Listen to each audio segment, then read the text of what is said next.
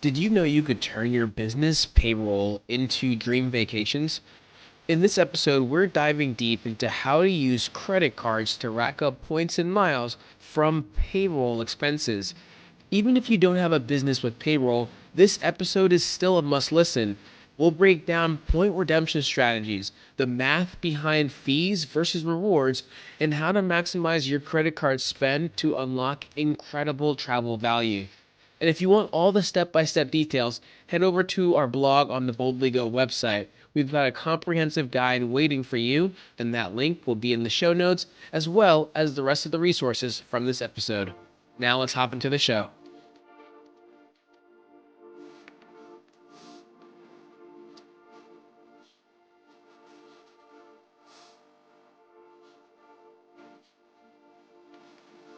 Welcome to the Revolutionizing Your Journey podcast. My name is DeAndre Coke.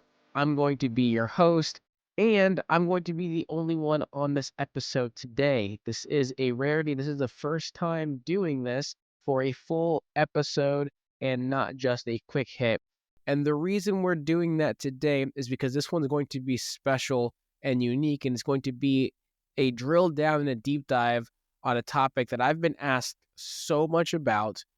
I've been asked to be on other podcasts to talk about this, and it's a specialty that I wanted to really have a podcast episode dedicated to. And honestly, I wanted to get it out to you guys, our listeners that have been with us, many of you from the beginning, because I think you guys deserve to know the details and the breakdown specifically regarding how to use payroll to earn credit card points and miles. Now, if you're thinking to yourself, I don't have a business, I don't have payroll, and you're ready to just end this episode, I promise you it's still going to be relevant to you because we're going to break down and talk through point redemption strategies and the math behind it. I'm going to try to not go too deep because I know I can be super analytical, but really this is going to be helpful for any of you that do have a business or that's growing that you think eventually you're going to have employees for. If you have a friend or someone that you know that you're wanting to get into the points and miles world, or they're already in it and they haven't figured this out for themselves, I promise you, send this to them.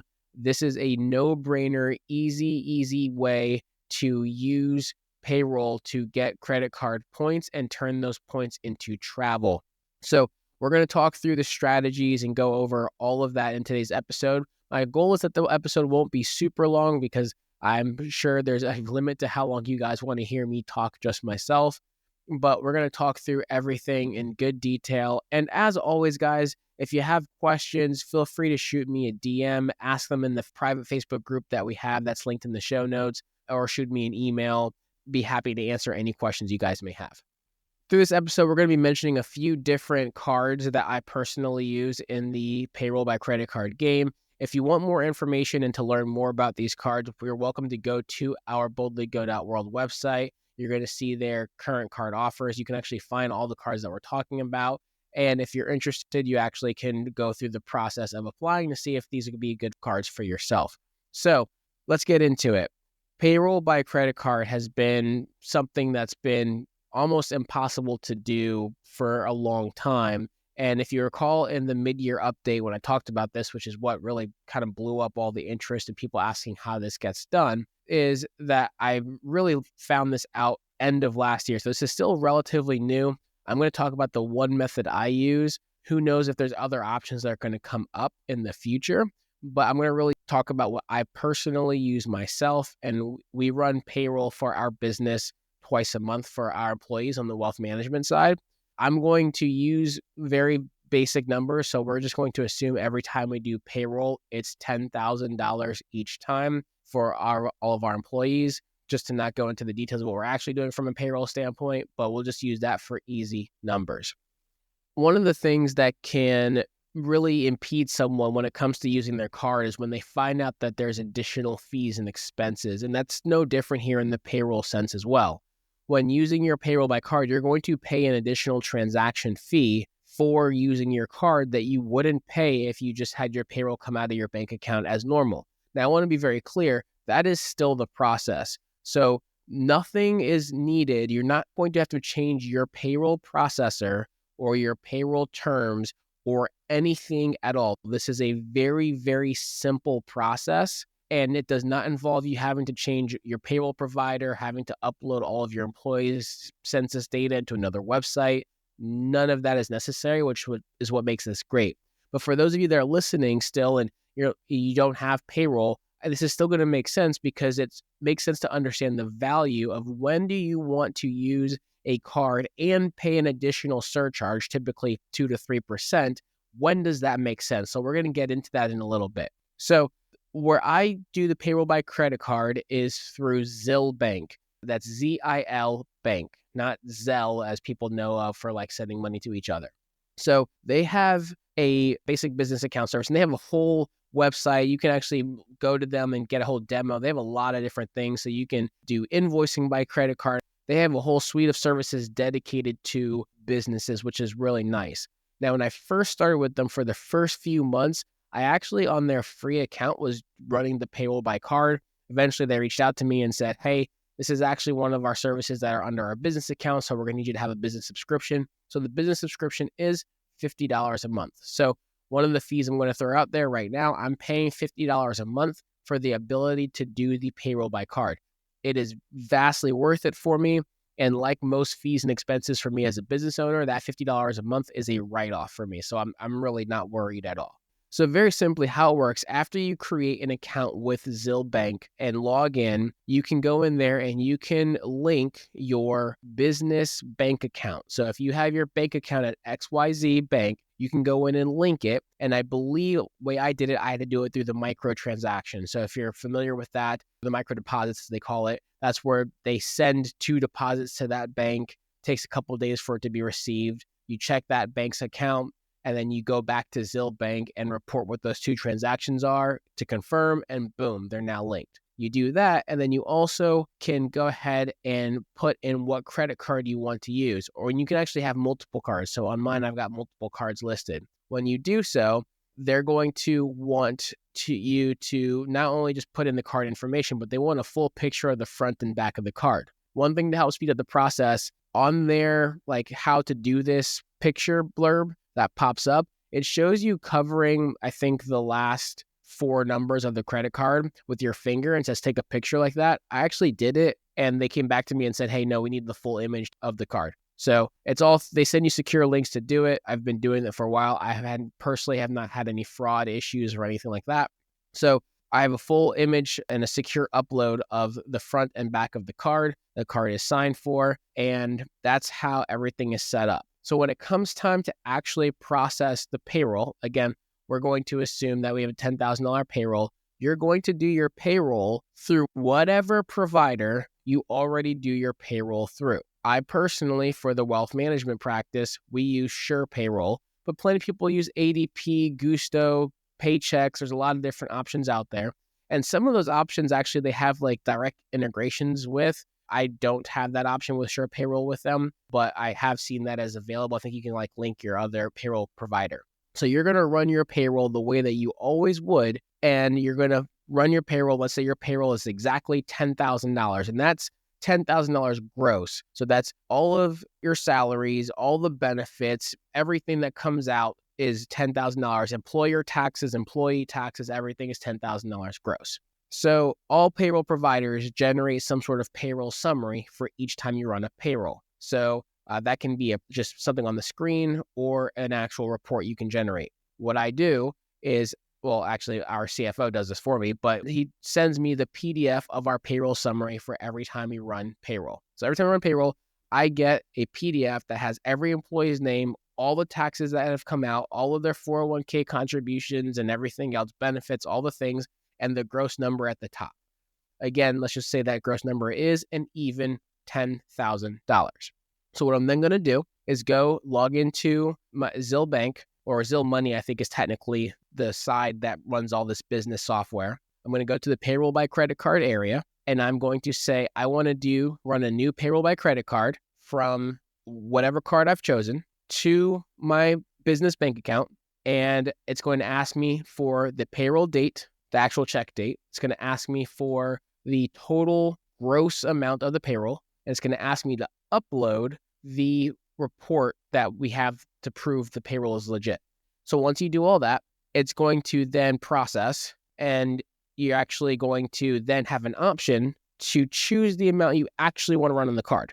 So you put the total gross, but let's just say your payroll is, I don't know, $50,000 per run, but you have a card with only a $5,000 limit, let's just say, right? You can actually go in and select the dollar amount that you actually want to charge to the card as the next step. So for me, my card has got enough limit to cover the payroll, so I just put the full amount, in this case, again, $10,000.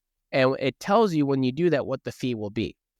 Now, the fee for ZilBank, outside of that $50, is a 3% fee plus $10 wire charge / ACH charge. So on a $10,000 charge or a $10,000 payroll, you're going to have a fee of $300, that's a 3%, and $10. So $310 total fee for a $10,000 payroll run. What's going to happen is after you've hit processing and submit it, they're going to have you sign an authorization form digitally, and then they're going to send it for review. They send it for review, and it typically takes, in my experience at this point, it probably takes around 2 to 3 days for it to fully process.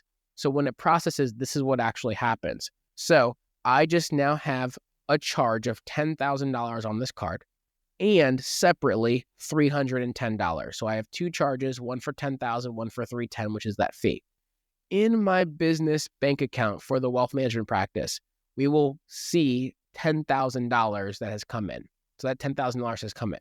Now, to be very clear, I don't need this $10,000. This $10,000 is already in my account. This is $10,000 that was already going to go to payroll, regardless if I ever figured out how to do this by card.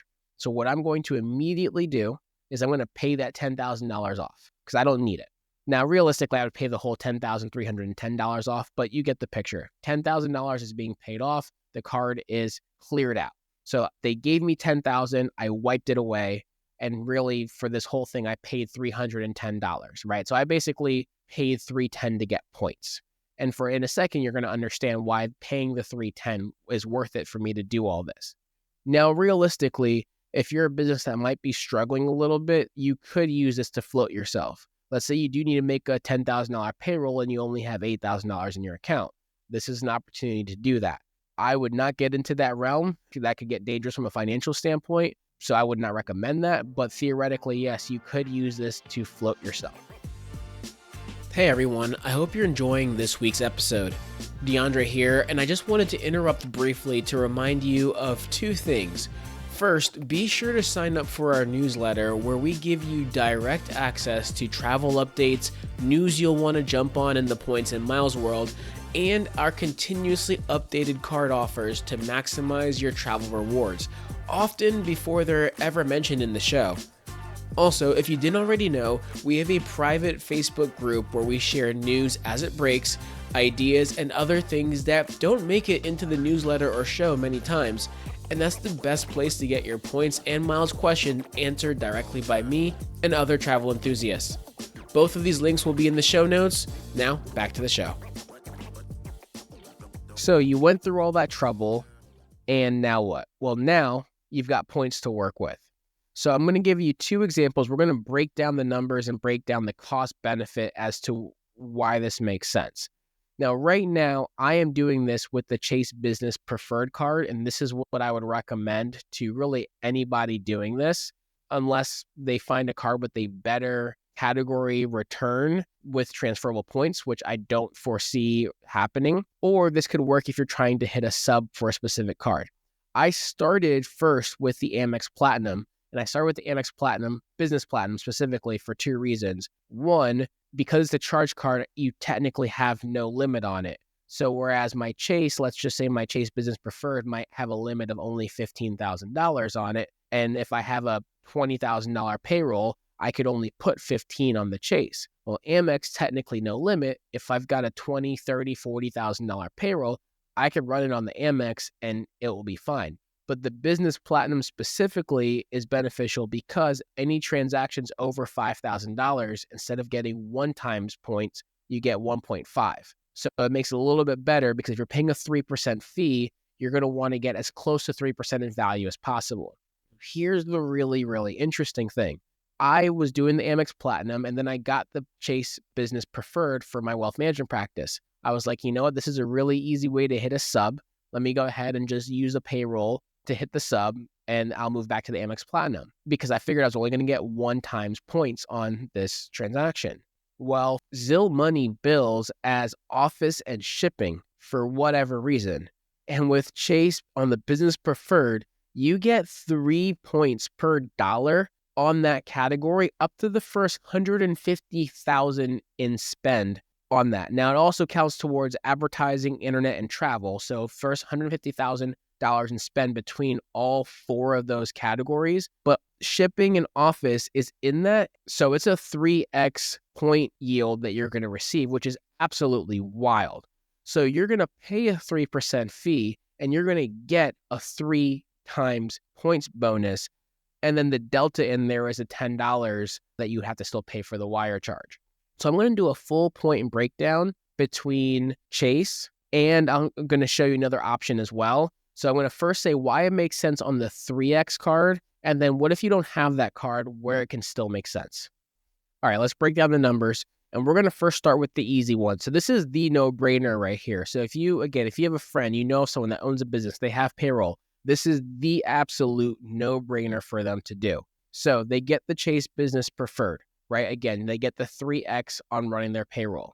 Using the $10,000 payroll example, they would get a $300 fee because it's 3%, right? So $10,000 payroll, they would have a 3% charge on that. That's $300 plus the 10% wire fee. Now, all of that actually codes as the 3X. So you don't get 30,000 points from this $10,000 charge. You actually get 30,930 because you still get 3X on the 3% fee and the wire charge. But for simplicity, we're going to just say this is a 30,000 point bonus yield. So if you were to use those points, and this is why it's a no-brainer, through the Chase portal, which we've talked about many times, don't use your points that way if you can help it. Transfer them to other airlines, partners, get more value. Scrap all of that. If you only redeem them through the portal, your points are worth anywhere between 1.25 and 1.5 cents per point, which means if you do the math, that 30,000 points you just got is worth between 375 and 450 minimum. 375 to 450 minimum, and you paid 310. It's an absolute no-brainer because you would literally just make $65 per transaction minimum up to $140 per transaction minimum on the value of these points alone. Now, through the podcast, for those that follow, I always recommend that we try to get a minimum of 2 cents per point value, 2x of value per point. I myself typically get on the lower end 4, on the higher end 10x on average on redemptions. I'm probably averaging in the 7s. In fact, our recent trip to the Maldives, on about 500,000 points, we got over $50,000 of value. So I was close to almost 10x on that entire trip. But let's just say we are averaging that a little bit lower. That means minimal, if you're hitting that 2 cents or 2x, you should be getting $600 worth of value to a high end of $3,000 worth of value. So you can see paying $310 to get $600 to $3,000 just makes sense. And that's if you actually want to put some strategy in it. Again, if you just want to redeem through the portal, it's still going to be closer to $400 or a little bit more that you're going to get out of value. So that's why this is easy and an absolute no-brainer. Now, to follow up on that, let's say you don't have that card. Let's say you're using the Amex Business Platinum, or we're going to go with the Chase Inc. Business Unlimited, which both for the Amex Business Platinum, over $5,000 charge, 1.5 points. On the Chase Inc. Business Unlimited, any charge is basically 1.5x. So the numbers are going to be a little bit different this time, right? So there's still $10,000 payroll, $300 fee, $10 wire charge. So now, instead of getting 30,000 points, though, you're only going to get 15,465 points. Well, now if you redeem that through the Chase portal as an example, that's only going to be worth $187 to $225. And if you redeem through the Amex portal where you only get 1 cent per point, it's only going to be worth about $150.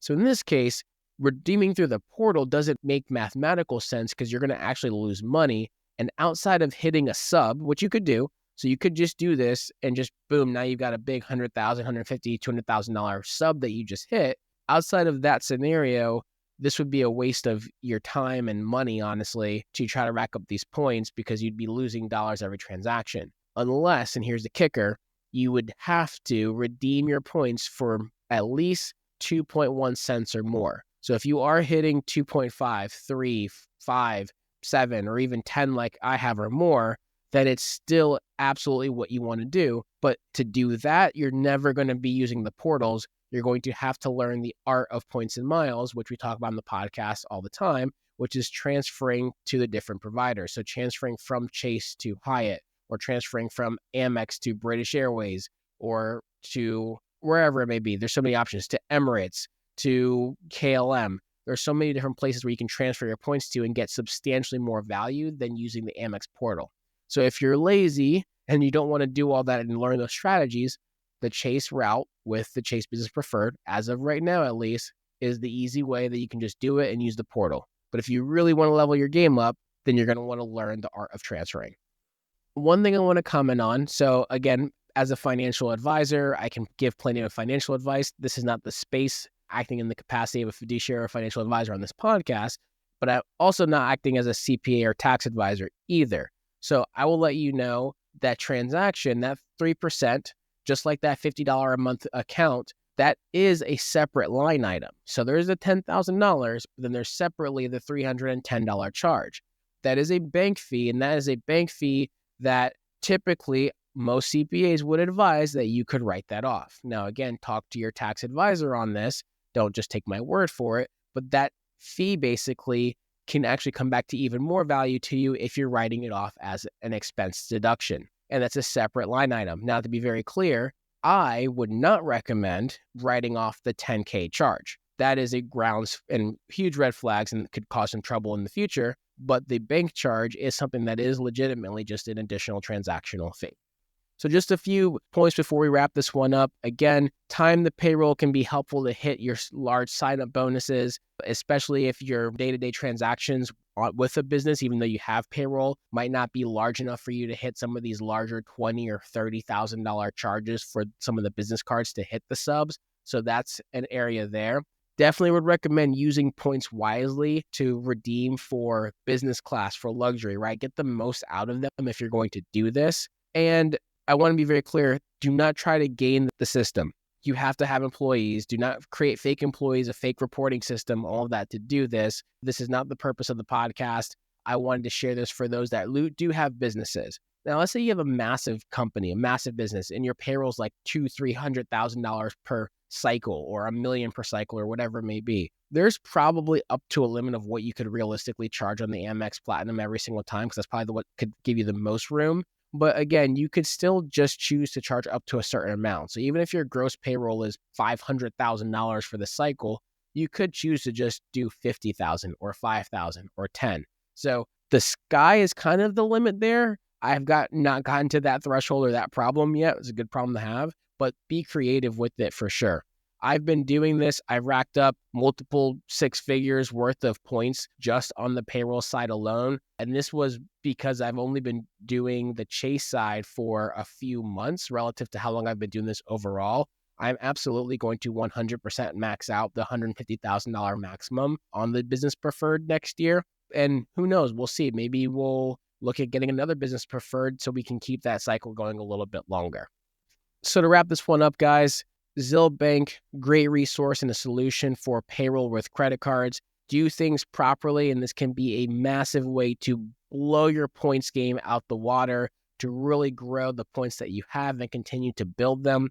Do not try to game the system. Talk to your tax advisor. Reach out to me if you have questions. I literally do this twice a month, as long as it's a viable option. Who knows if it will get shut down, or if ZilBank is going to change the category as how they code, and then now they're only going to be 1x on Chase. Well, then Amex Platinum is still going to be the 1.5. So there's still going to be options out there. Keep following us. Keep listening to the podcast for more tips on leveraging points and miles. If you have tried this strategy and have questions, reach out. If you tried this strategy and want to talk about it and the success of it, our Facebook group is the forum to absolutely do that. I encourage you all to please tell your friends, tell your business owner friends about not just this episode, but the podcast as a whole. And as always, If you enjoyed this episode, please like, subscribe, leave a rating, leave a review, tell your friends, and we'll catch you on the next episode. Have a great one, everybody.